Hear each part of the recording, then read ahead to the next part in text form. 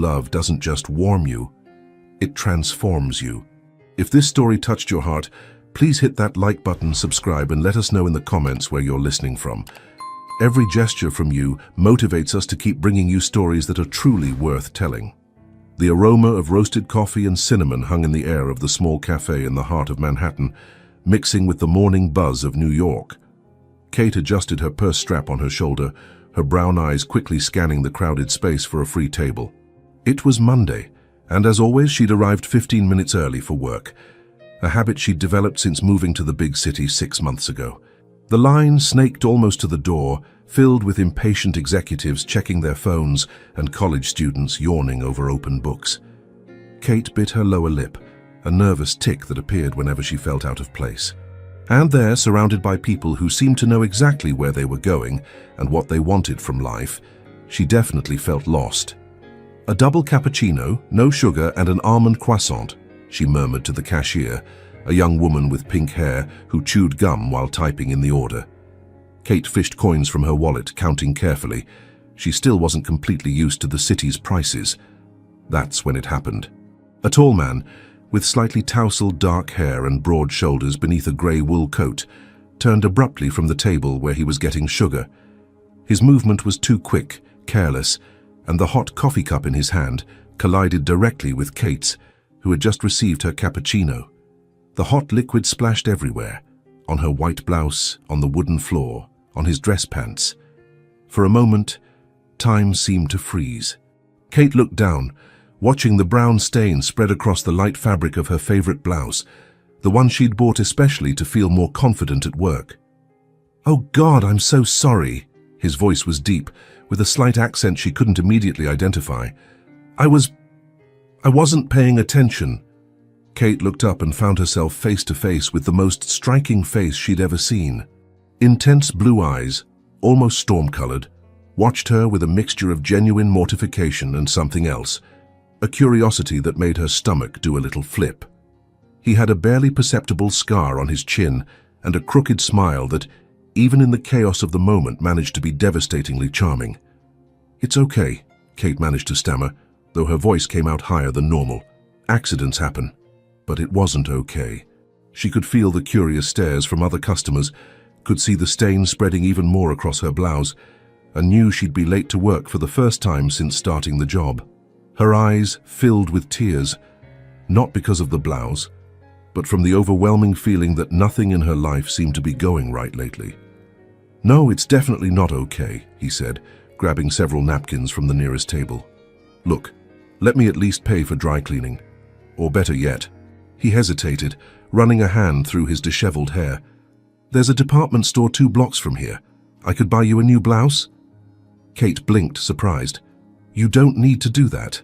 Really, I do need to," he interrupted gently, offering her the napkins.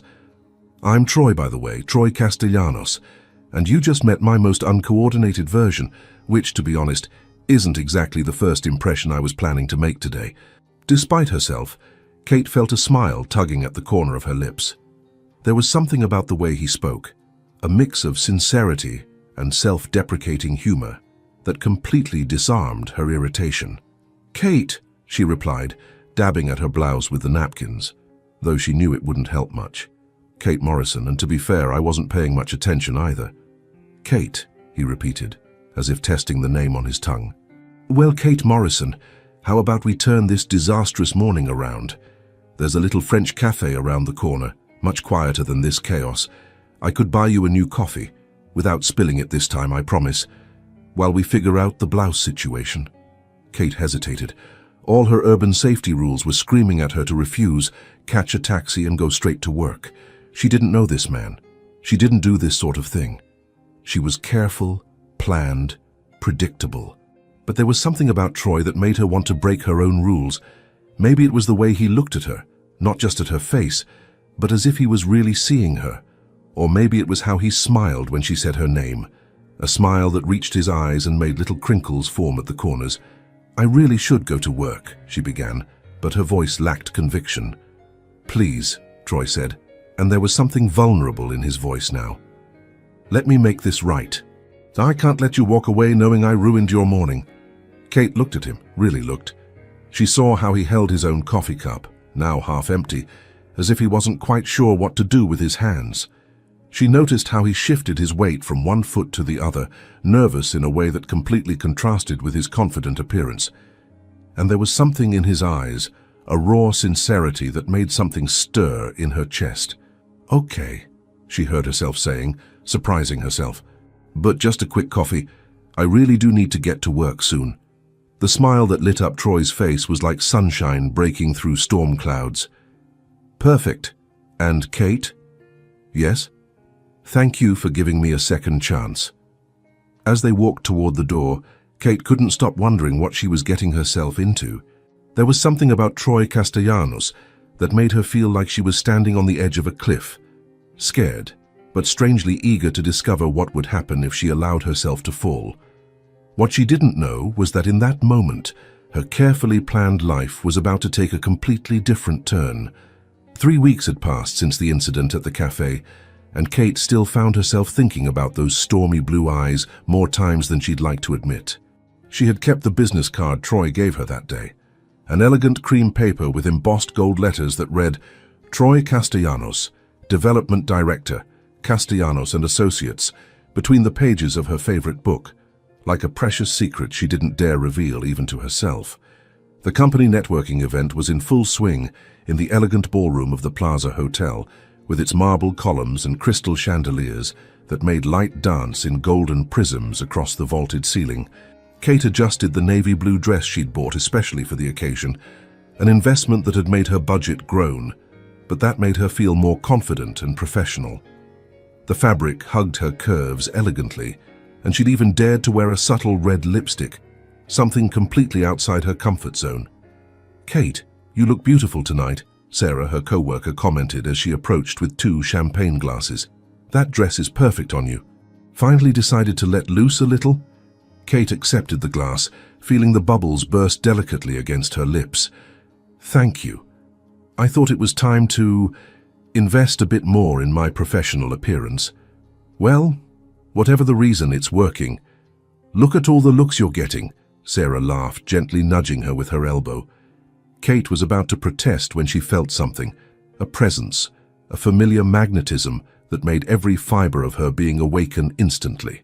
She turned slowly, as if she knew exactly what she would find, and there he was. Troy Castellanos stood near the ballroom entrance, devastatingly elegant in an impeccable black tuxedo that seemed to have been tailored specifically to accentuate his broad shoulders and confident posture.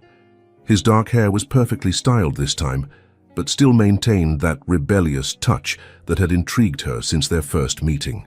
And when their eyes met across the crowded ballroom, Kate felt her heart race as if she'd just run a marathon.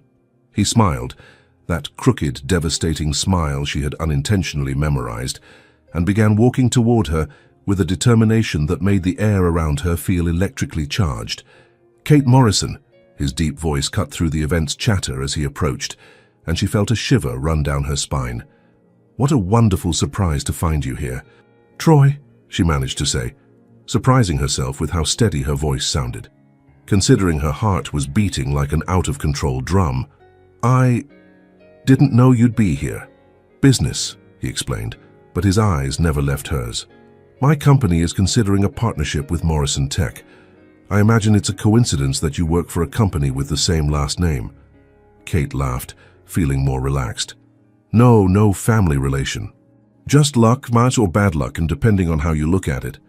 "Definitely luck," Troy said, and there was something in the way he said it that made Kate feel butterflies in her stomach, especially because it means I can do this properly this time. He extended his hand formally. "Troy Castellanos, it's a pleasure to meet you, Miss Morrison." Kate laughed genuinely now, accepting his hand.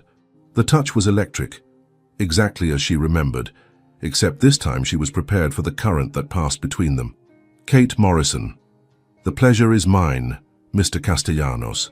"Much better than our first introduction," he said, still holding her hand a little longer than would be appropriate. "No spilled coffee this time."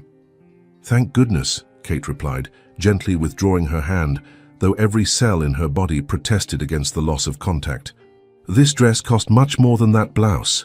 Troy laughed, a rich, warm sound that made something stir deep in her chest. "Well, if it's any consolation, you look absolutely stunning tonight. That dress, blue, is definitely your color." Kate felt warmth rise up her neck and cheeks. She wasn't used to receiving such direct compliments, especially from men who looked like they'd stepped out of a magazine. "Thank you. You also look very nice." "Just very nice," Troy teased, his eyes sparkling with amusement. "I was aiming for devastatingly irresistible, but I suppose very nice is a start." His boldness should have made her retreat, but instead, Kate found herself smiling. There was something about the way Troy played with her, not predatory or disrespectful, but genuinely amused, that made her want to play along too. "Well," she said, feigning serious consideration. "Maybe very attractive would be more accurate." "Tiny progress," Troy exclaimed, and his genuine joy made Kate laugh again. "And here I was thinking I'd have to work much harder to impress you." "Who says you've impressed me yet?" Kate shot back, surprised by her own boldness. Troy placed his hand over his heart in an exaggerated gesture of shock. "Ouch. Well, clearly I need to step up my efforts. How about we start with a drink? I promise not to spill anything on you this time." Kate looked at the half-empty champagne glass in her hand, then back at Troy. There was something dangerous in those blue eyes, something that promised adventure and excitement, things she had carefully avoided her entire life. But tonight, in this dress that made her feel like a braver version of herself, she wanted to be dangerous too. "All right," she said, finishing her champagne in one gulp. "But only if you tell me what a company like yours actually does. Development is pretty vague." Troy smiled, offering his arm. "Deal. But first let me properly introduce you to the bar. I have a feeling tonight is going to be much more interesting than I expected." As they walked through the ballroom, Kate noticed how other people watched them, especially the women, whose gazes followed Troy with obvious interest. But he seemed completely oblivious to all the attention, focused entirely on her, as if she were the only person in the crowded ballroom. "So," Troy said when they reached the elegant bar, "what does a talented young woman like you do at Morrison Tech?" "Data analysis," Kate replied, accepting the new champagne glass he'd ordered for her. "Basically, I take confusing numbers and turn them into something that makes sense for people who make important decisions." "Smart and modest," Troy observed. "I'm sure it's much more complex than that." Kate felt herself blush again. "And you? What exactly does your company develop?" "Mainly security software for multinational companies," Troy explained, leaning casually against the bar in a way that brought them closer together. "Systems that protect valuable information from people who shouldn't have it." "Interesting," Kate said, genuinely curious. "Must be pretty intense work." "It can be," Troy agreed, his eyes darkening slightly. "But tonight, the only intense thing I want to think about is finding out everything about Kate Morrison." The intensity in his voice made something clench in her stomach. There were promises in those words, possibilities that made her feel simultaneously terrified and thrilled. "Be careful what you wish for," she murmured, surprised by her own boldness. Troy leaned slightly closer, his voice low and intimate. "Oh, Kate, I'm always very careful about what I wish for. And right now I very much want to discover all your secrets." The air between them was charged with a tension that made Kate feel like she was balancing on the edge of a cliff. Part of her wanted to retreat, return to the safety of her predictable life. But a bigger part, a part she didn't even know existed, wanted to dive headfirst into the unknown that Troy represented. "What if I tell you I don't have any interesting secrets?" she challenged. Troy smiled, and it was like the sun breaking through in the middle of a storm. "Then I'd say you're seriously underestimating your own fascination." 2 weeks after the Plaza event, Kate discovered that Troy Castellanos had a peculiar talent for showing up at the most unexpected moments of her life. First, it was at the organic market where she shopped on Saturday mornings, seriously debating with the vendor about the difference between Italian and Thai basil. Then it was at the independent bookstore in the village, where she spent Sunday afternoons, leafing through philosophy books with a concentration that made her watch him for 15 minutes before gathering the courage to approach. Now, on a Thursday night, they sat in a small Italian restaurant in Soho that Troy had accidentally discovered after Kate mentioned her love for authentic food. The place was intimate, with candles flickering in empty wine bottles and the aroma of garlic and basil permeating the warm air. Kate had traded her usual suits for an emerald silk blouse and dark jeans, a choice that, she suspected, wasn't completely innocent. "So let me see if I've got this straight," Troy said, twirling a forkful of carbonara with the skill of someone who had clearly spent time in Italy. "You moved to New York without knowing anyone, without a guaranteed job prospect, and with your savings fitting in a single suitcase." Kate laughed, taking a sip of Chianti that was making her cheeks pink and her tongue slightly looser. "When you put it that way, it sounds completely reckless." "It sounds brave," Troy corrected, his blue eyes reflecting the golden candlelight. "Most people spend their whole lives dreaming about changes like that and never have the courage to take the leap." "Or maybe they're just more sensible than me," Kate shot back, but there was a smile playing on her lips. She was discovering that she liked the way Troy saw the world and how he saw her in it. "Common sense is overrated," Troy declared, raising his glass in a toast. "To Kate Morrison's brave recklessness." They clinked glasses, and Kate felt that familiar warmth course through her body whenever Troy looked at her that way, as if she were a fascinating puzzle he was determined to solve. "Okay, your turn," she said, cutting a piece of chicken parmesan. "Tell me something reckless you've done." Troy hesitated for a moment, swirling the wine in his glass. "At 25, I quit a perfectly safe job at my parents' consulting firm to start my own company, with 2 friends and $5,000 between the 3 of us." "And?" Kate asked, intrigued by the shadow that passed through his eyes.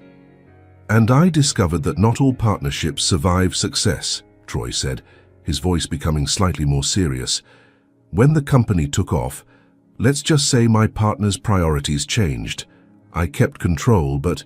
He shrugged. "I learned that trust is an expensive luxury in the business world." Kate studied his face, noticing the almost imperceptible tension around his eyes. "That must have been difficult.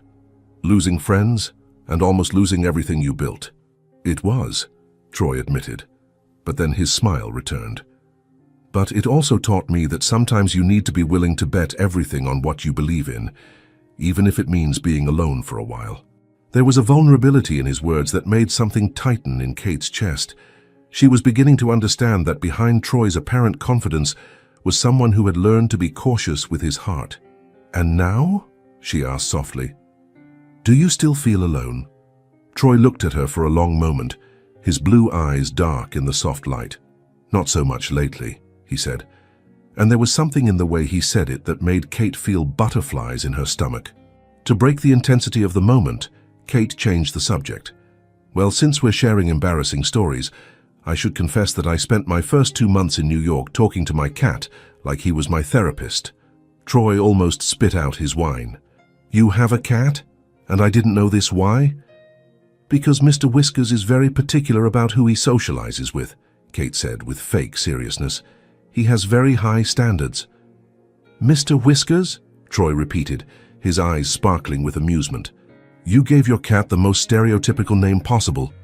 "Hey," Kate protested, laughing. "He came with that name from the shelter, and besides, it perfectly matches his pretentious personality." "Now I need to meet this Mr. Whiskers," Troy declared. "Any cat who served as your personal therapist must be extraordinary." "Be careful what you wish for," Kate warned, feeling surprisingly comfortable with the idea of Troy in her apartment. "He's a very harsh judge of character. The last person I brought home he completely ignored for 3 hours. And that's bad?" Troy asked, leaning forward with genuine interest. "For Mr. Whiskers, ignoring someone is basically a declaration of war," Kate explained. "When he likes someone, he becomes obsessive. He purrs, follows the person around the house, brings his favorite toys." "Sounds familiar," Troy murmured, so quietly that Kate almost didn't hear. "Sorry?" she asked, feeling her cheeks flush. "Nothing," Troy said quickly, but there was an amused smile playing on his lips. "Just thinking that Mr. Whiskers and I might have more in common than I imagined." Kate looked at him suspiciously. "Are you suggesting you're obsessive? When something's worth it?" "Absolutely," Troy replied without hesitation, his eyes fixed on hers. "I believe in going after what I want with total determination." The air between them shifted again, charging with that electric tension that seemed to arise whenever they got too serious. Kate took another sip of wine, trying to calm the nerves that were suddenly frayed. "And what do you want now?" she asked, surprised by her own boldness. Troy leaned closer, his voice low and intimate. "Honestly, I want to know why an intelligent, funny, and absolutely fascinating woman like you hides behind serious suits and pretends to be more ordinary than you really are." Kate felt her heart speed up. "I don't hide, don't you?" Troy challenged gently. "Then why is it that every time I compliment you, you look surprised, as if you've never heard it before? Why do you choose to sit in the back at social events and observe instead of participate? Why—" "Maybe because I'm not used to attention," Kate interrupted, feeling exposed. "Maybe because I was always the quiet girl people didn't notice." "Well, I'm sorry to inform you, but now you have my complete attention," Troy said, his voice loaded with an intensity that made Kate feel like she was melting. "And I have no intention of looking away." Kate stared at him, lost in those blue eyes that seemed to see directly through all her carefully constructed defenses. There was a promise there, something that both terrified and thrilled her. "Troy," she began, but didn't know how to finish the sentence. "I know," he said softly, reaching across the table to cover her hand with his. "I know this is intense. I know it's fast. But Kate, there's something here that I've never felt before, and I have a feeling you feel it too." Kate looked at their intertwined hands, feeling the warmth of his skin against hers. He was right. There was something between them that defied logic and caution. Something that made her want to be braver than she'd ever been. "Maybe," she admitted quietly. Troy smiled, that devastating smile that made her heart do somersaults. "Then how about we let that maybe turn into something more?" When Kate looked into his eyes again, she knew she was already lost. The question was no longer whether she would fall. It was just when and how deeply she would allow herself to fall. The first misunderstanding arrived on a Monday morning, wrapped in expensive perfume and a predatory smile that Kate immediately recognized as the kind that always made her feel inadequate. She was waiting for Troy at the entrance of the small cafe where they'd arranged to meet before work, a ritual that had become a natural part of their weeks, when a stunning woman approached him from behind. Isabella Rousseau was exactly the type of woman Kate imagined frequented Troy's world. Tall, slender, with perfectly waved blonde hair that looked like it had stepped out of a magazine editorial, and wearing an outfit that probably cost more than Kate's monthly salary. She moved with the confidence of someone accustomed to being the center of attention, and when she placed a possessive hand on Troy's arm, Kate felt her stomach clench painfully. "Troy, darling," Isabella exclaimed, her voice carrying a slight French accent that sounded too cultivated to be completely natural. "What a wonderful surprise to find you here." Kate watched from across the street as Troy turned, his expression changing from surprise to something that looked like polite discomfort. She couldn't hear the conversation, but she could see the body language. The way Isabella leaned very close to him, how her fingers traced patterns on his arm while she spoke, how she laughed at something he said, with an intimacy that made Kate feel like she was watching something private. For 5 long minutes, Kate stood paralyzed on the opposite sidewalk, watching that perfect woman chat with the man who had begun to occupy her thoughts in ways that frightened her. With each passing second, the cruel voice in her head, that voice that always reminded her of her inadequacies, grew louder. "Of course he knows women like that," the voice whispered venomously. "Look at her. Look at yourself. Did you really think someone like Troy Castellanos would be interested in an ordinary data analyst from Ohio?" When Isabella leaned in to kiss Troy's cheek goodbye, a kiss that lasted half a second longer than would be appropriate between casual acquaintances, Kate felt something break inside her chest. Without waiting to see his reaction, she turned and walked quickly in the opposite direction, her hands trembling as she fished her phone from her purse. Something came up at work.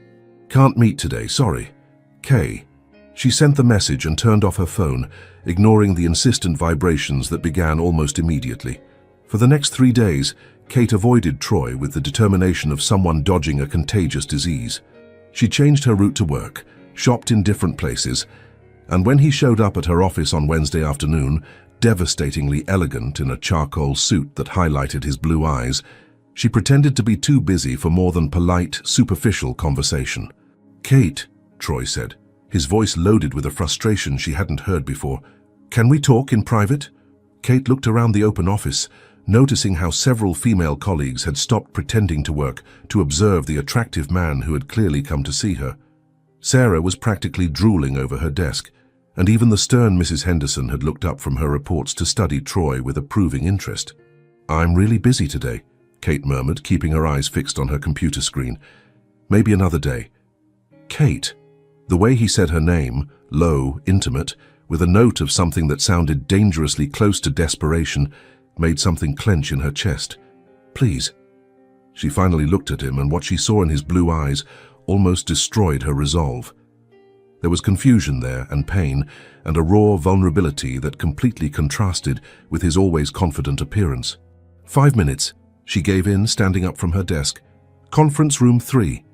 The conference room was empty, its large windows offering a view of the city that Kate normally found calming.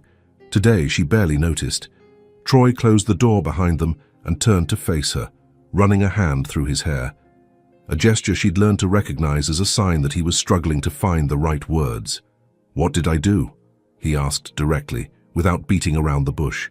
"On Monday you were excited about our coffee date, and since then you've been avoiding me like I have a contagious disease. So tell me, what happened?" Kate crossed her arms, a defensive barrier between them. "Nothing happened. I just realized maybe we were moving too fast." "Bullshit," Troy said, and the word came out with more force than he clearly intended. He took a deep breath and tried again, his voice softer. "Sorry, but Kate, that's a lie, and we both know it. Friday night you were laughing in my arms after I insisted on walking you to your apartment. You let me meet Mr. Whiskers, for God's sake, and he actually brought his favorite toys to me. So don't tell me nothing happened." Kate felt her defenses beginning to crack. The mention of Mr. Whiskers, who really had fallen for Troy in a way that surprised her, made her heart tighten.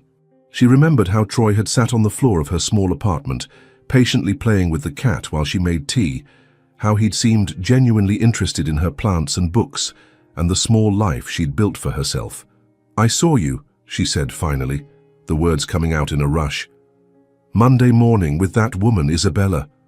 Troy frowned, genuine confusion crossing his face. "Isabella? Isabella Rousseau?"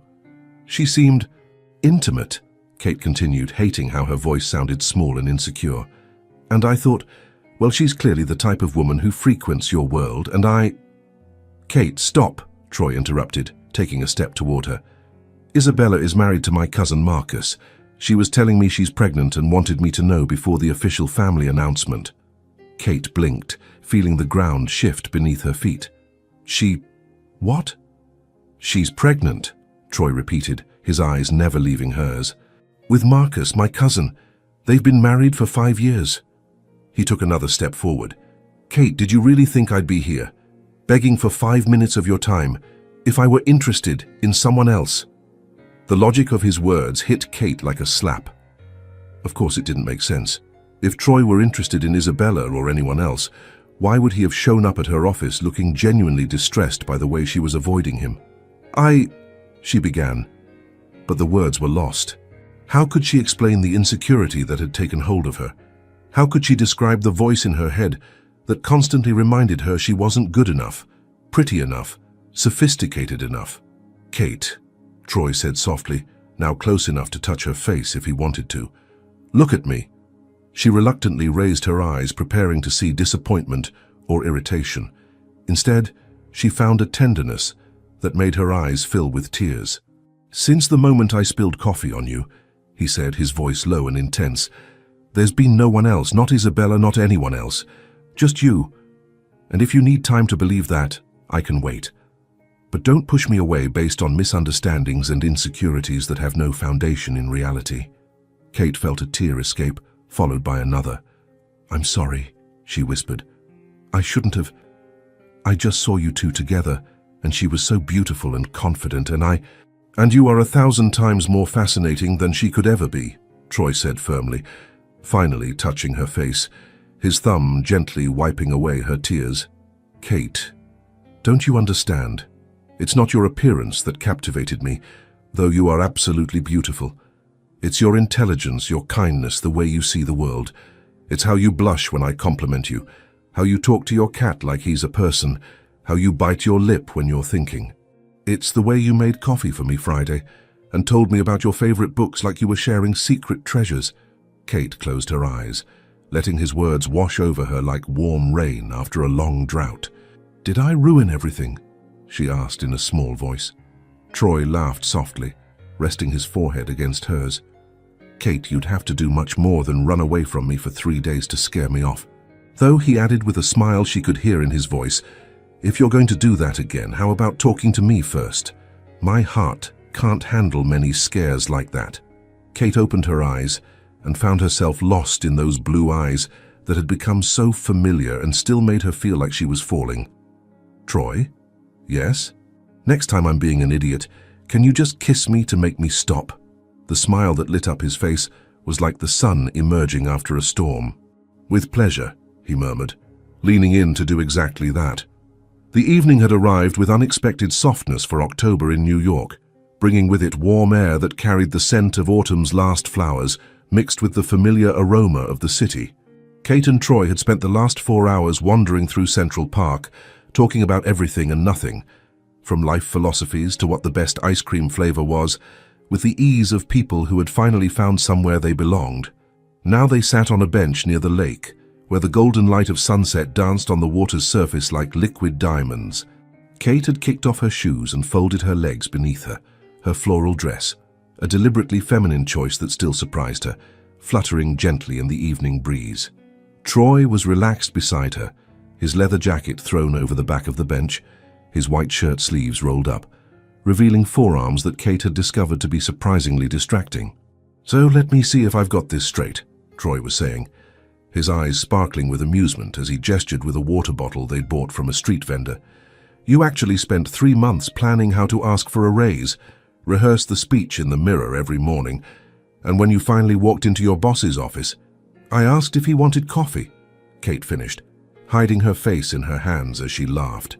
He said yes, I brought him coffee and left the room without mentioning the raise a single time. Troy burst into laughter, that rich, warm sound that had become one of Kate's favorite things in the world. And how long did it take you to try again? 6 months, Kate admitted, peeking between her fingers. And the second time I actually managed to form the words, but I was so nervous I spilled coffee all over the reports on his desk. And you still got the raise? Kate smiled, finally taking her hands away from her face. He said anyone brave enough to destroy important documents in the name of salary justice deserved recognition. Smart man, Troy approved, leaning closer to pull a leaf that had gotten caught in her hair. His fingers brushed her cheek in the process, and Kate felt that familiar warmth course through her skin. Though I suspect he knew exactly how valuable you were long before the coffee incident, Kate studied his face in the golden light, noticing how his features seemed softer in this light, more accessible. Over the past few weeks, she had begun unconsciously cataloging all of Troy's details. How he always ordered coffee without sugar, but added 2 spoonfuls when he thought she wasn't looking. How he had a small scar above his left eyebrow that he'd explained was the result of an unsuccessful attempt to impress a girl at 12 by trying to skateboard. How his eyes grew darker when he was focused and lighter when he laughed.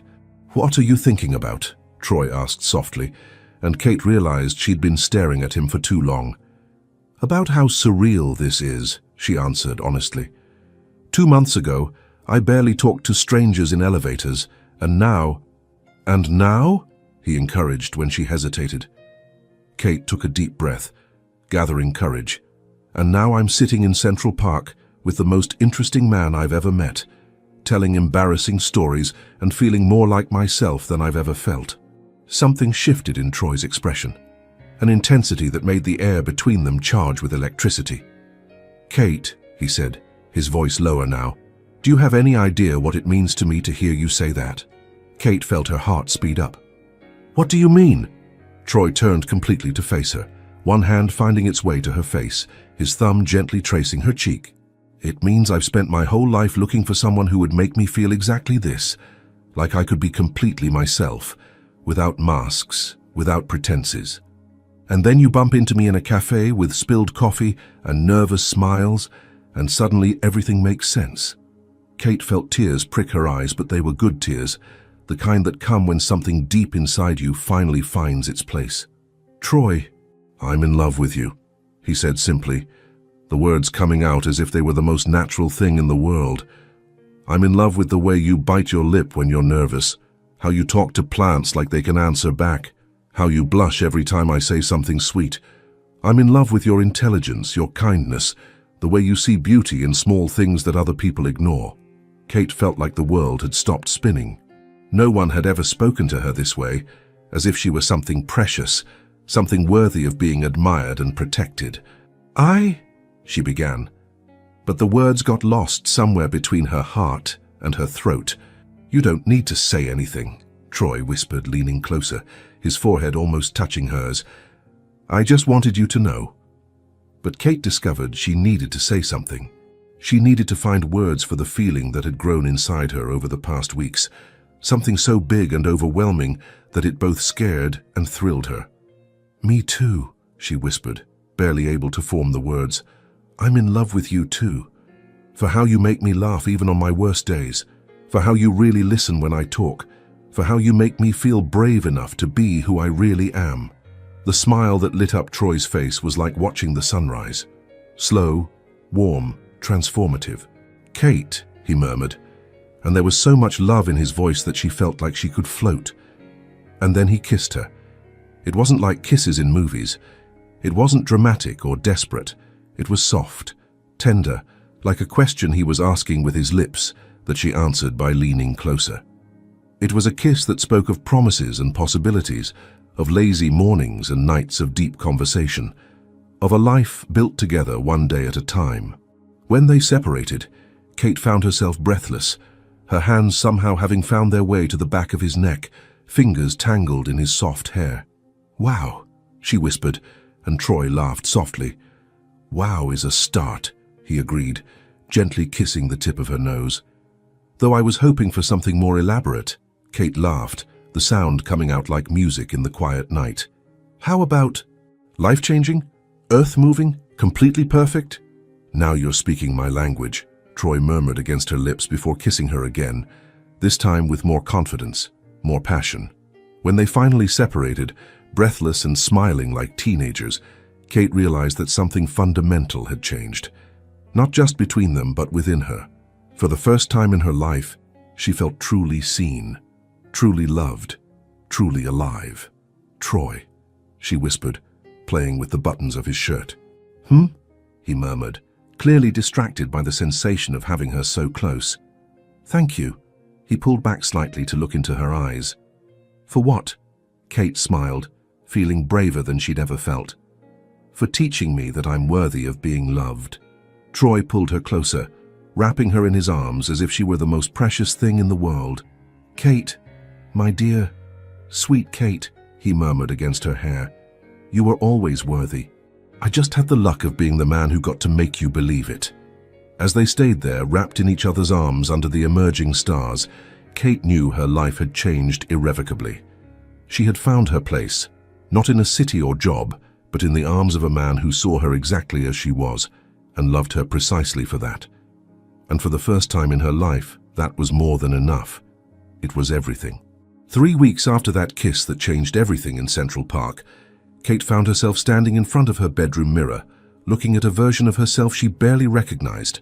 The wine-colored silk dress she'd bought that afternoon, an impulsive purchase that made her question her own sanity, hugged her curves in a way that made her feel simultaneously powerful and vulnerable.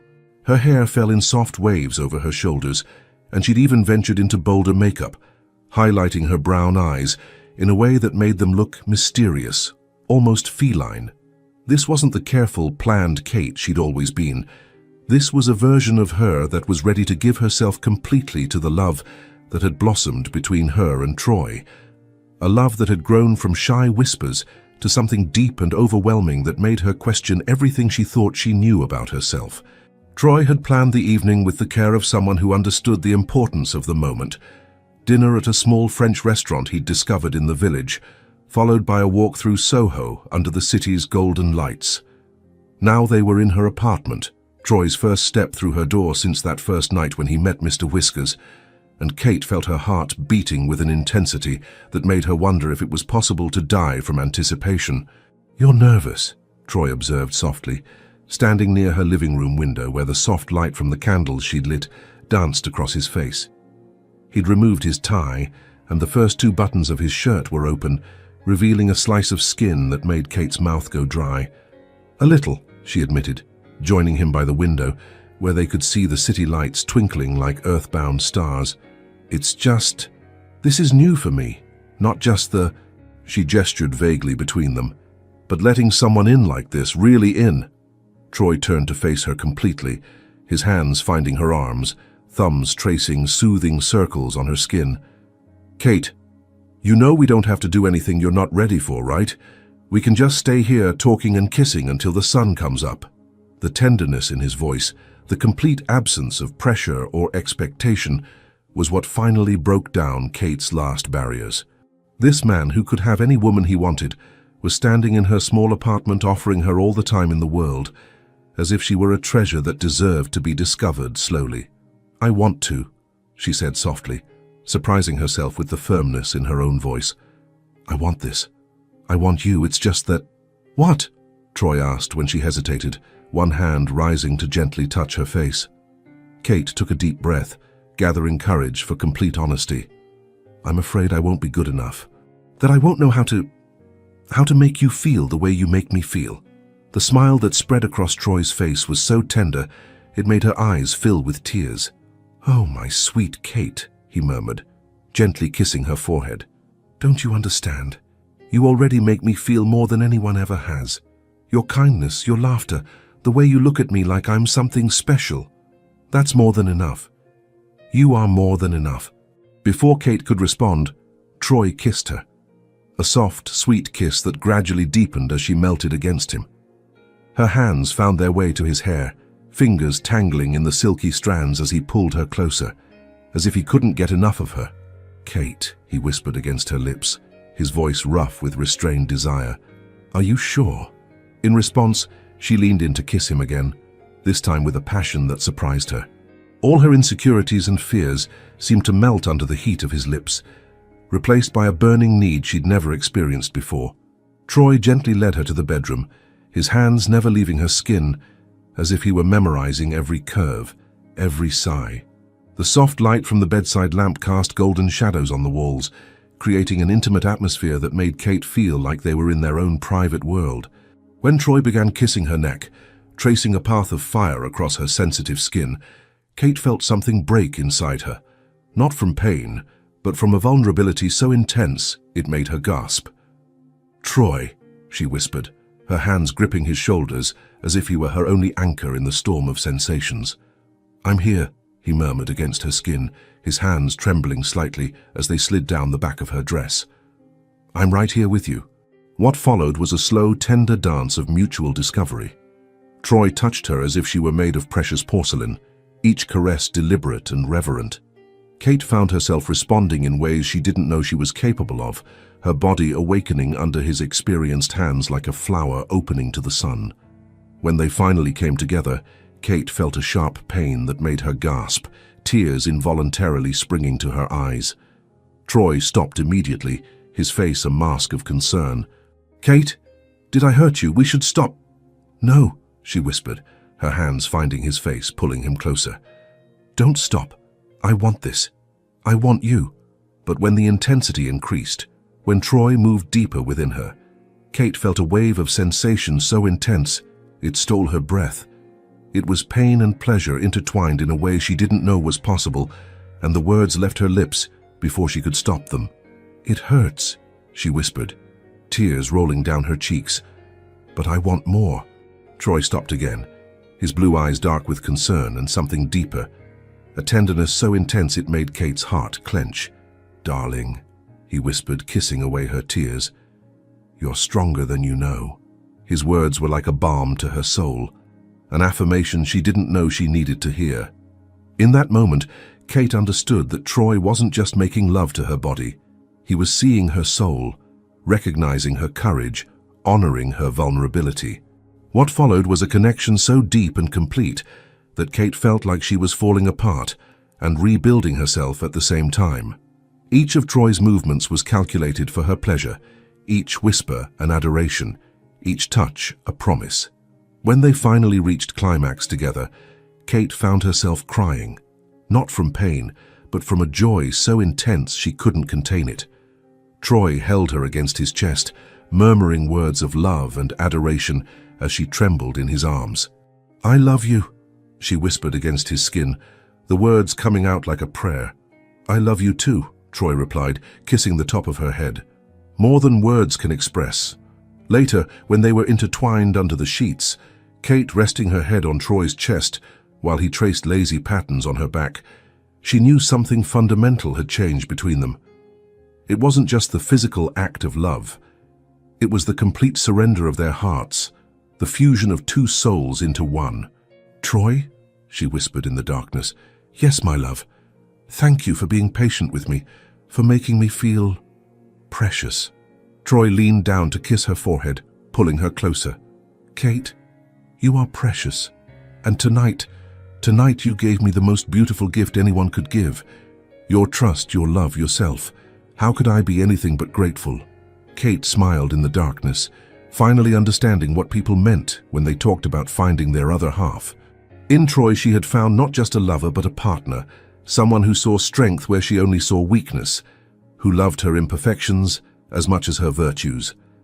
And as she drifted off to sleep in his arms, Kate knew her life had changed forever. She was no longer the shy girl from Ohio.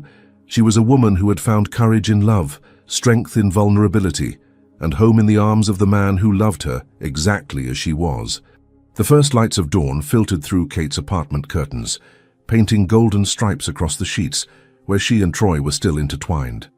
Kate awakened slowly, her consciousness emerging like a butterfly leaving its cocoon, and for a moment she allowed herself to simply exist in that space between sleep and wakefulness, where everything seemed possible and nothing had changed yet. But everything had changed. She could feel it in the way her body naturally molded to Troy's, in the intimate familiarity of waking up beside him, in the warmth that spread through her chest as she watched him sleep, his hair disheveled, a shadow of stubble darkening his chin, lips slightly parted in complete relaxation. The past 6 weeks had been like living in a golden dream. After that night that sealed their love so deeply and completely, Kate and Troy had settled into a routine that felt simultaneously new and as if it had always existed. Mornings began with shared coffee and newspapers spread between them on Kate's small table. Afternoons were filled with spontaneous walks through the city or quiet evenings cooking together. And the nights. The nights were a continuous exploration of intimacy that went far beyond the physical. Kate had discovered that Troy snored very lightly when he was deeply relaxed, that he had a scar on the inside of his left wrist from childhood surgery, that he spoke Italian when he was excited or frustrated, and that he always left a half-finished cup of coffee somewhere before starting a new one. Troy, in turn, had catalogued Kate's little quirks. How she organized her books by color instead of author, how she talked to her plants every morning like they were old friends, how she always checked 3 times that the door was locked before going to sleep. But while they had created a perfect bubble of happiness in their private worlds, Kate was beginning to realize that the world around them had opinions about their relationship, and not all of them were positive. It all started with seemingly innocent comments. Sarah, her co-worker, who had initially been impressed with Troy, began making increasingly pointed observations. "Are you sure you really know him well?"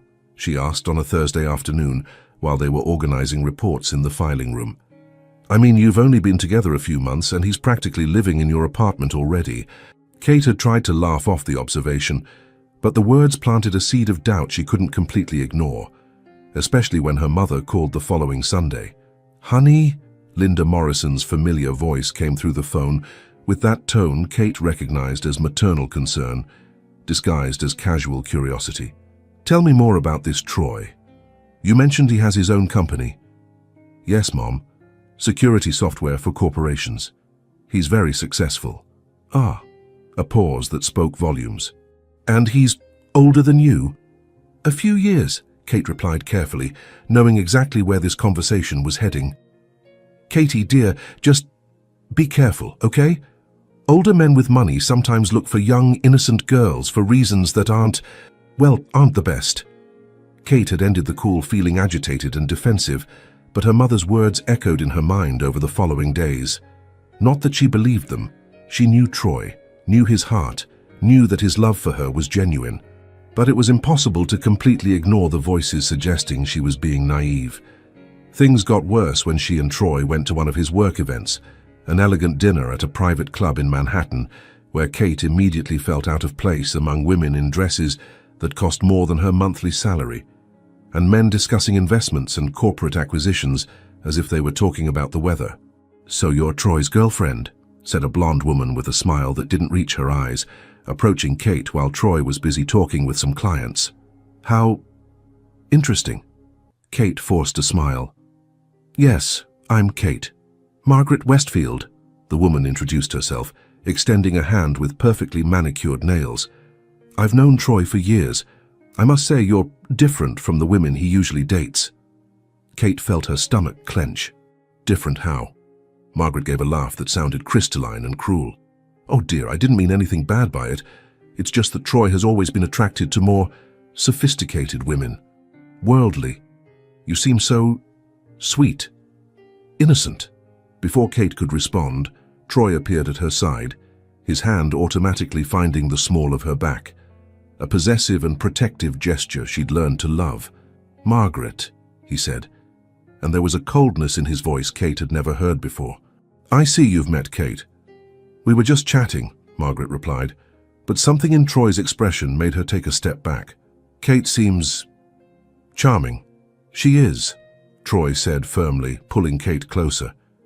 "If you'll excuse us, Margaret, there were some people I wanted to introduce Kate to." As Troy led her away, Kate could feel the curious stares of other guests, could hear the low murmur of conversations that stopped abruptly when they passed. For the first time since they'd started dating, she felt exposed, judged, like an exotic animal on display. "Are you okay?" Troy asked when they reached a quieter corner of the ballroom, his hands framing her face with concern. "You look pale." Kate forced a smile. "I'm fine, just not used to this kind of environment." Troy studied her face for a long moment, and Kate had the feeling he could see right through her carefully constructed defenses. "Kate," he said softly, "it doesn't matter what anyone in this room thinks or says. You're here with me because I want you here, because I love you, because you're the most intelligent, funny, and genuine woman I've ever met." "But she's right, isn't she?" Kate heard herself saying, her insecurities finally overflowing. "I am different from the women you usually date. I don't belong in this world." Troy took a deep breath, and when he spoke there was an intensity in his voice that made Kate look directly into his eyes. "You're absolutely right," he said, and for a moment, Kate's heart stopped. "You are completely different from any woman I've ever met. And do you know why? Because they were superficial, calculating, interested in what I could give them instead of who I really was.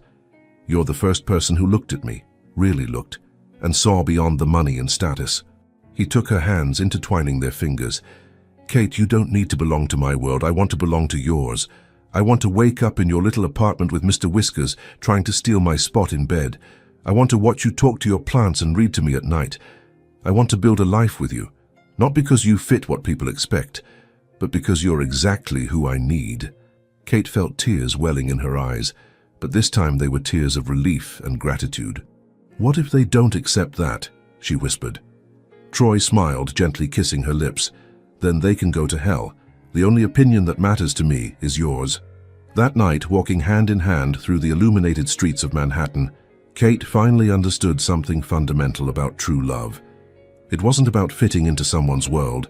It was about creating a new world together, a place where both could be completely authentic. And as Troy stopped under a streetlight to kiss her, right there on the sidewalk with people passing and horns honking around them, Kate knew they had found exactly that. Their own world, built on a foundation of genuine love, mutual respect, and the courage to be vulnerable with each other. The rest of the world could have its opinions, but Troy was right. The only opinion that really mattered was theirs. The crisis came on an ordinary Tuesday in November, disguised as a seemingly innocent conversation over lunch. Kate was sitting in the small cafe where it all began, an irony that didn't go unnoticed, with her college friend Jessica, who was visiting New York on business. Jessica was everything Kate once thought she wanted to be: confident, worldly, with a rising career in marketing and a series of sophisticated relationships that she narrated like chapters from a cosmopolitan romance. "So this is the famous Troy," Jessica said, studying a photo on Kate's phone with the expression of someone analyzing a work of art. "I have to admit, Kate, he really is impressive, but—" Kate felt her stomach clench.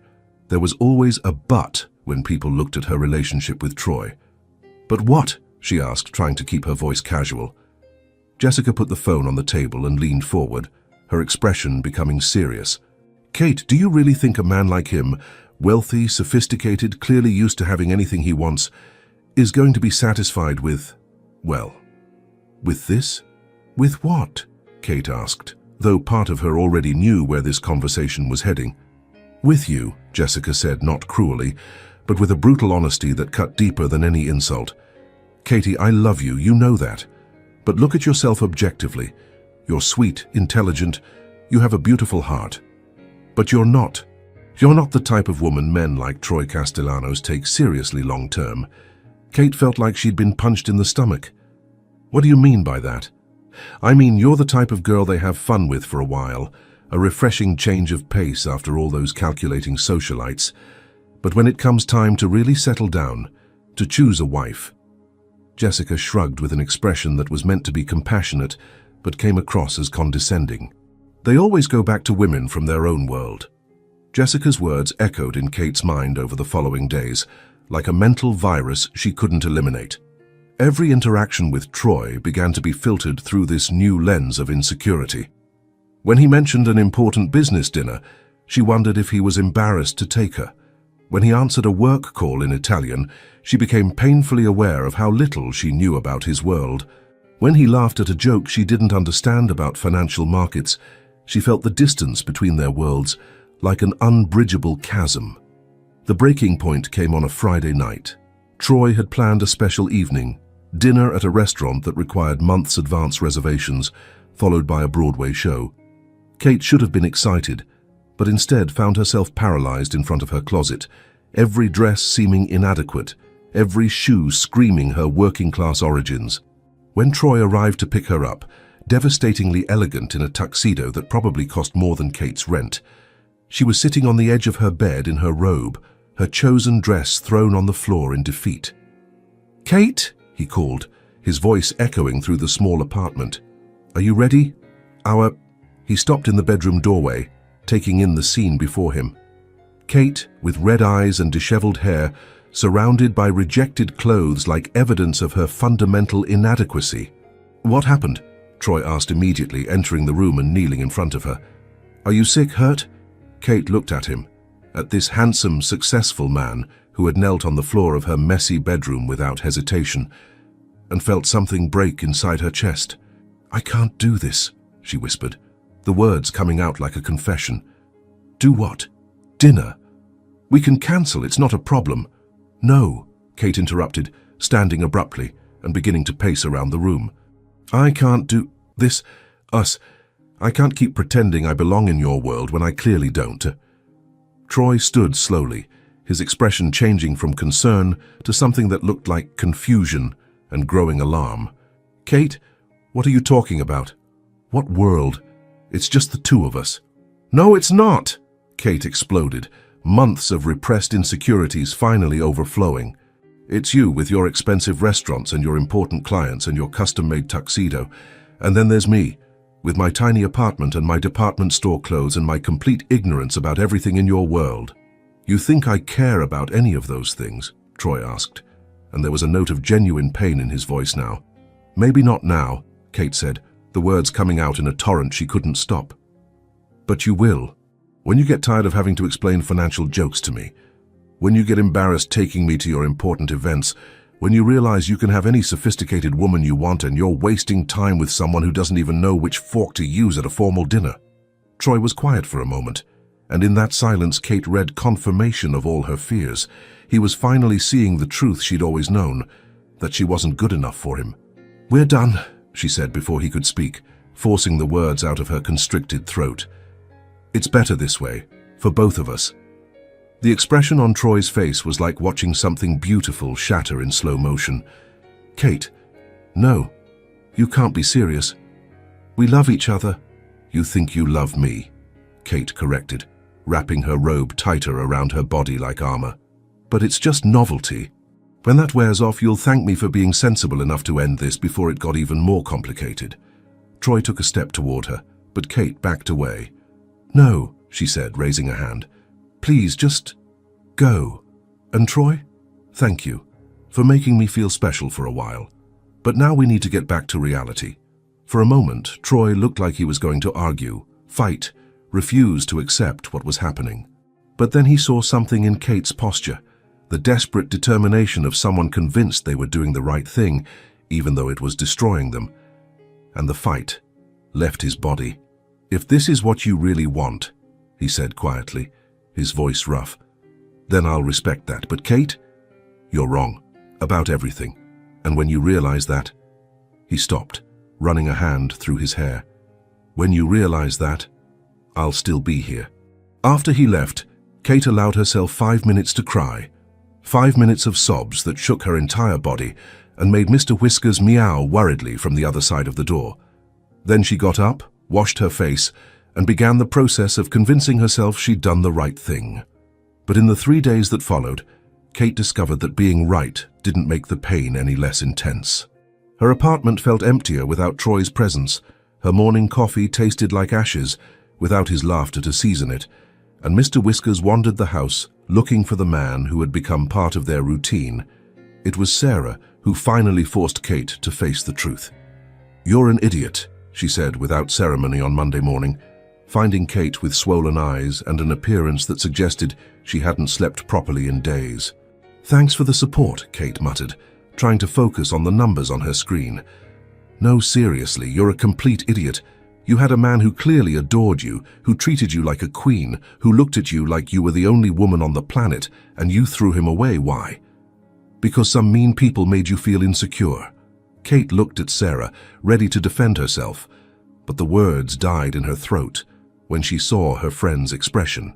"Kate," Sarah continued, her voice softer now, "have you ever stopped to think that maybe he chose you not, despite who you are, but because of who you are? That maybe he was tired of all those sophisticated women and wanted something real? And it was in that moment, sitting in her sterile cubicle under fluorescent lights, that Kate finally understood what she had done. She hadn't protected herself or Troy from inevitable disappointment. She had destroyed the best thing that had ever happened to her out of fear. Fear of not being good enough, fear of being happy, fear of believing she deserved to be loved. For the first time in 4 days, Kate felt something besides numbness. She felt a spark of determination, a glimmer of hope that maybe it wasn't too late to fix what she had broken. But first, she needed to find enough courage to admit she was wrong. And then she needed to hope that Troy was still willing to believe in their love, as much as she had forgotten how to. 5 days. 5 endless days since Kate had destroyed the best thing in her life, in a moment of blind insecurity and paralyzing fear. 5 days of Mr. Whiskers looking at her with that accusatory expression that only cats can master, as if he knew exactly what kind of idiot she'd been. 5 days of waking up in a bed that faintly smelled of Troy's cologne and feeling her heart break all over again each morning. The rain had started on Tuesday and hadn't stopped since, as if the sky itself was crying over Kate's monumental stupidity. Now on a Thursday night that felt more like a November Monday in terms of emotional temperature, she was walking aimlessly through the wet village streets, soaked to the bone because she'd forgotten her umbrella at home. Or more precisely, because a masochistic part of her thought she deserved to drown in the storm she'd created. She hadn't planned to go to the small park where Troy had first kissed her.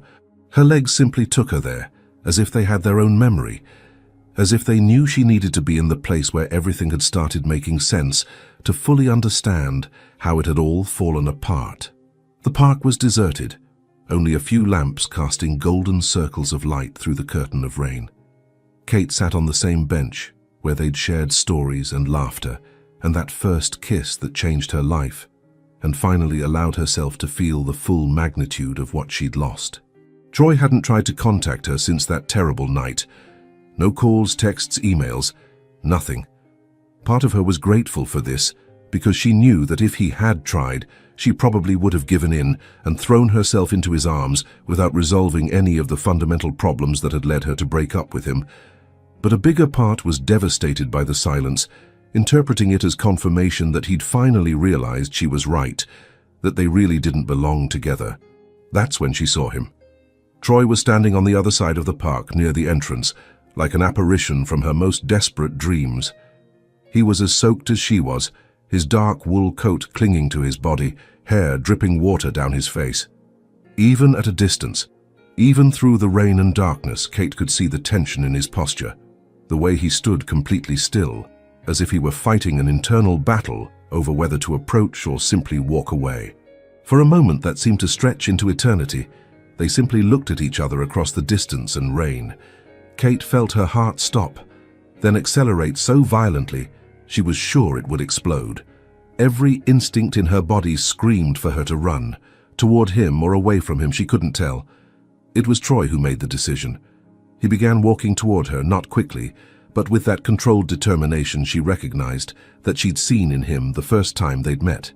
Rain beat down on his shoulders as he approached, and Kate could see that his eyes never left hers, as if he was afraid she'd disappear if he blinked.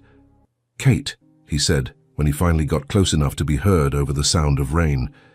His voice was hoarse, rough in a way that made her heart clench. "Troy," she whispered back, standing from the bench on shaky legs. "What are you? Why are you here?" He gave a laugh that had no humor in it.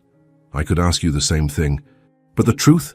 I've been coming here every night since Monday, kind of hoping you'd show up." Kate felt tears mixing with rain on her face. "Troy, No," he interrupted gently, taking a step closer. "Let me talk first, please." Kate nodded, not trusting her voice. Troy took a deep breath, and when he spoke, his words came out in a torrent, as if he'd been rehearsing for days. "You were wrong," he said simply. "About everything. About me. About us. About what I want. Kate, for the past 5 days I've tried to go back to my life from before. I tried to convince myself that you were right, that maybe it was better this way. And you know what happened?" Kate shook her head, unable to form words. "I realized that nothing made sense without you. My apartment, my work, my friends, everything seemed empty and colorless.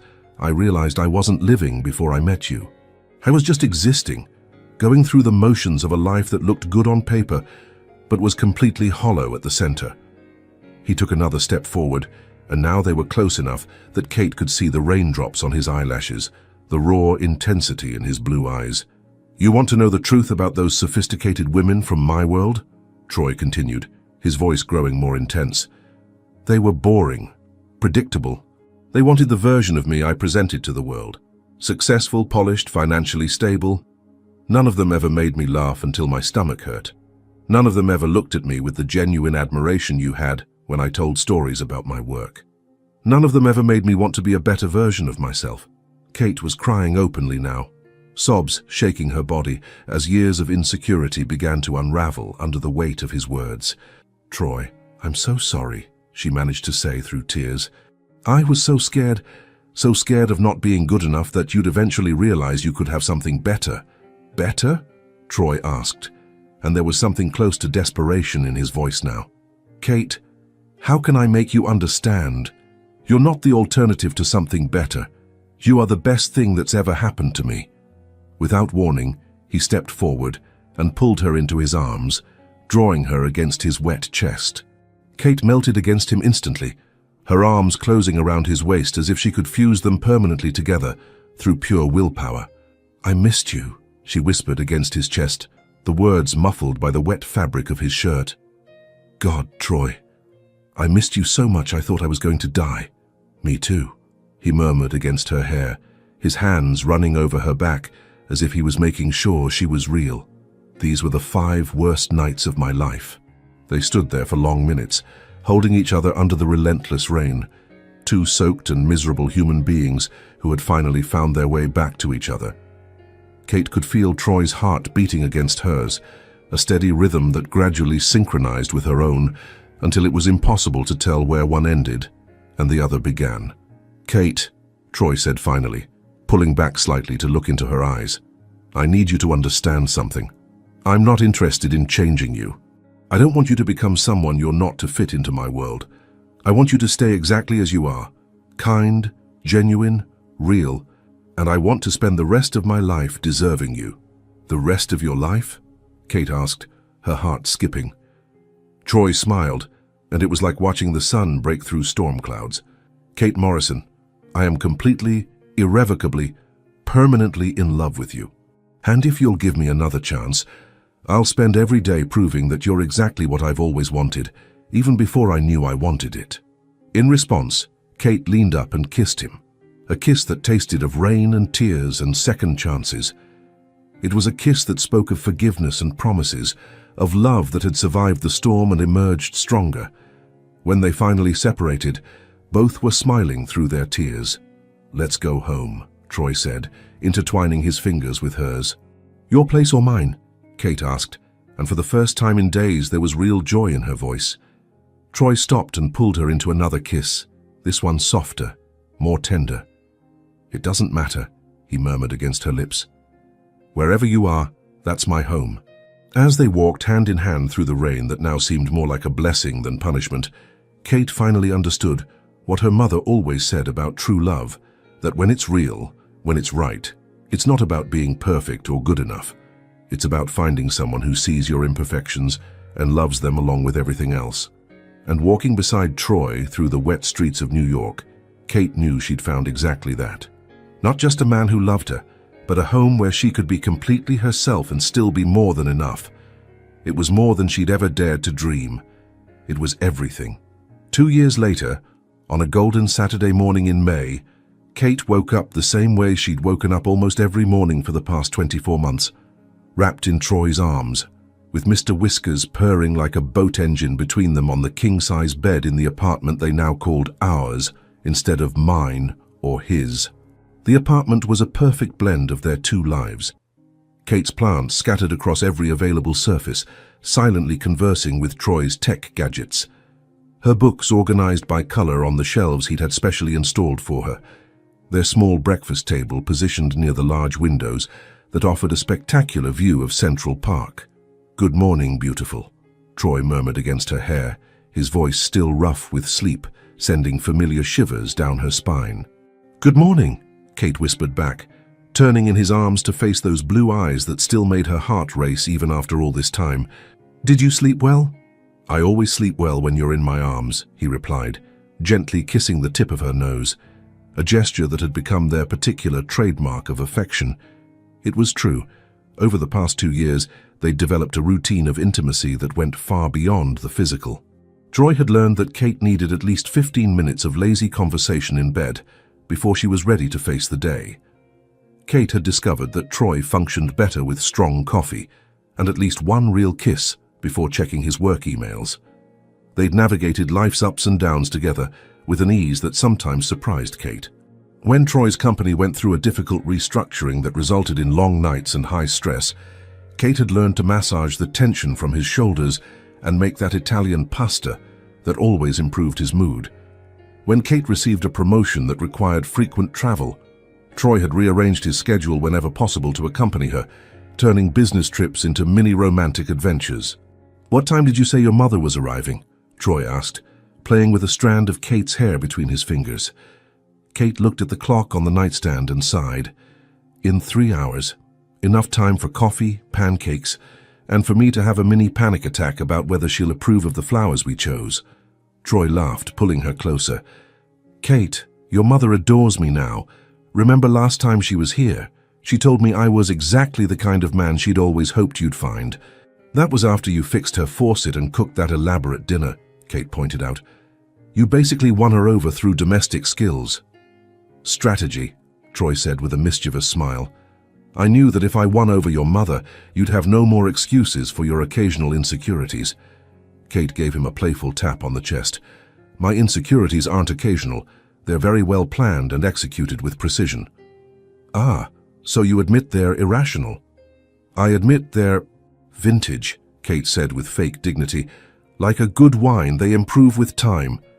Troy burst into laughter, rolling to pin Kate beneath him on the bed, his hands framing her face as he looked at her with that expression that still made her feel like she was the only woman in the world. "You know I love you, right?" he said, his voice becoming more serious. "Your vintage insecurities, your plants that you name, the way you still blush when I compliment you. Everything." "I know," Kate replied softly, her hands rising to touch his face. "And you know I love you too. Your obsession with gadgets that do things you can do perfectly well manually, the way you leave half-finished coffee cups on every surface, how you speak Italian when you're frustrated with computer code." "Perfectly," Troy murmured, leaning down to kiss her. The kiss started soft, familiar, but quickly deepened into something more urgent. Even after 2 years, the chemistry between them hadn't diminished one bit. If anything, it had intensified. The physical passion now seasoned with a deep emotional intimacy that made every touch more meaningful. "Troy," Kate whispered against his lips, her hands exploring the familiar muscles of his back. "We really should get up and start getting ready." "In 5 minutes," he murmured, trailing kisses along her neck. "Or 10. Maybe 15. Kate laughed, but the sound quickly turned into a sigh when Troy found that particular spot behind her ear that always made her forget any objections she might have. This was how they worked now. A perfect blend of passion and companionship, intensity and lightness. They'd learned that true love wasn't just about the big dramatic moments, but about how you navigated ordinary mornings, how you supported each other through difficult days, how you chose each other repeatedly through all the small decisions that built a life.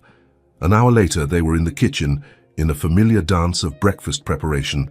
Troy was making pancakes, a skill he'd perfectly mastered after discovering they were Kate's favorite breakfast food, while Kate arranged flowers in a vase, preparing for her mother's visit. "Remember that first morning after our first night together?" Kate asked, watching Troy work with an economy of movement that spoke of practice and familiarity. "When you tried to make eggs Benedict and almost burned down my kitchen?" Troy laughed, flipping a pancake with dramatic flair. "I was nervous. I wanted to impress you with my non-existent culinary skills." "You did impress me," Kate said, moving to stand behind him, her arms circling his waist. "Not with the food, obviously, but with the fact that you tried. No one had ever tried to make breakfast for me before." Troy turned in her arms, kissing her forehead.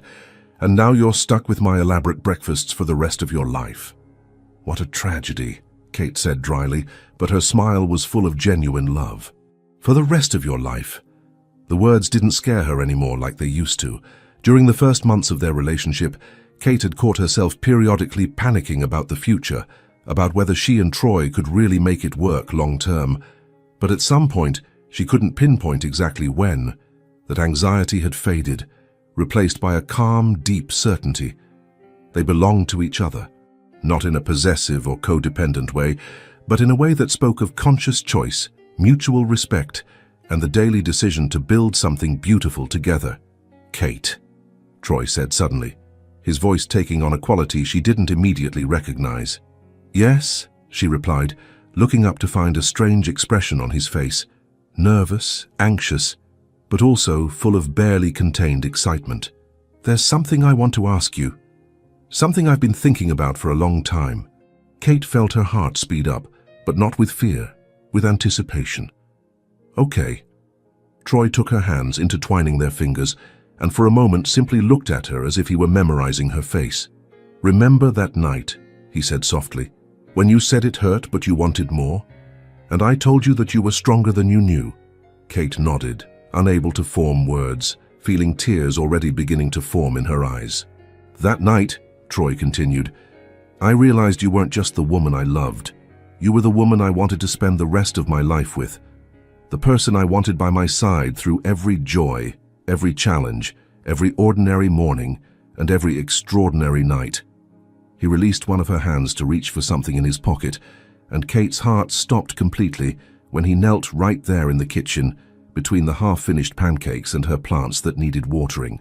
"Kate Morrison," he said, his voice trembling slightly as he opened a small velvet box that revealed the most beautiful ring she'd ever seen. Delicate, elegant, perfectly her. "Would you make me the happiest man in the world by agreeing to marry me?" Kate looked at him, At this incredible man who had loved her through all her insecurities, who had seen her strength when she only saw weakness, who had built a life with her based on laughter and mutual respect and the bravery of being completely vulnerable with each other, and knew there was only one possible answer. "Yes," she whispered, then louder, "Yes, yes, 1,000 times yes." When Troy slipped the ring onto her finger and pulled her into a kiss that tasted of happy tears and future promises, Kate finally understood what it meant to be completely home. They had found their forever, not in grand gestures or perfect moments, but in the daily choice to love each other exactly as they were, to build something beautiful together, one day at a time. And when her mother arrived 3 hours later, to find them still in the kitchen, still kissing, still glowing with joy, all she did was smile and say, "Well, it's about time." Because sometimes, true love isn't about finding someone perfect. It's about finding someone perfect for you. Someone who sees your beauty when you only see flaws. Someone who makes you laugh, even on your worst days. Someone who chooses you repeatedly, through every storm and every moment of sunshine. Kate had found all of that in Troy, and now they had a lifetime to discover exactly how beautiful that journey could be. Kate and Troy proved that true love isn't about being perfect. It's about finding someone who sees your beauty where you only see flaws. They discovered that vulnerability isn't weakness, but the courage to be completely real with another person. In every "it hurts, but I want more," they found strength. In every "you're stronger than you know," they discovered a home. Because sometimes, loving means choosing the same person every day, building a forever made of ordinary mornings and extraordinary promises. And you? Do you have the courage to believe that you also deserve a love like this? If this story touched your heart, please hit that like button, subscribe, and let us know in the comments where you're listening from. And if you felt it was truly worth listening to, click the Worth It button. Your gesture makes all the difference and helps us continue bringing you stories like this.